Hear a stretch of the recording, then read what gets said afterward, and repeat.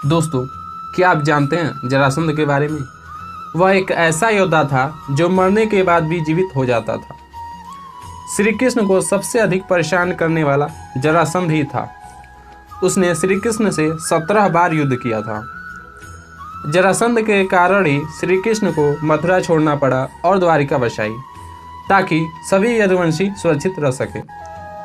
जरासंध श्री कृष्ण के मामा कंस का ससुर था। जब श्री कृष्ण ने कंस का वध कर दिया, उसी का प्रतिशोध लेने के लिए जरासंध बार बार श्री कृष्ण और यदुवंशियों पर आक्रमण करता रहा। तब श्री कृष्ण ने एक सुरक्षित स्थान चुना, जिसका नाम था द्वारिका नगरी। जरासंध और कर्ण के बीच लगभग 500 दिनों तक युद्ध चलता रहा। तो चलिए अब जानते हैं आखिर क्यों जरासंध मरने के बाद भी जीवित हो जाता था और उसकी मृत्यु किस प्रकार हुई। मगध के एक राजा थे बृहद्रथ। उनकी 2 पत्नियां थीं, पर एक भी संतान नहीं थे और बृहद्रथ बूढ़े भी हो चुके थे।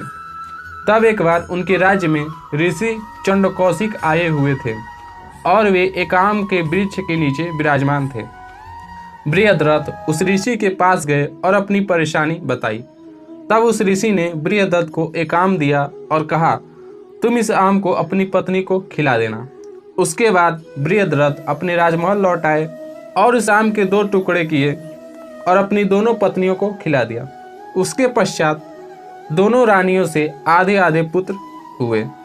यह देखकर दोनों रानियां डर गईं और दोनों टुकड़ों को जंगल में फेंकवा दिया। तभी वहां से एक जरा नाम की राक्षसी गुजर रही थी।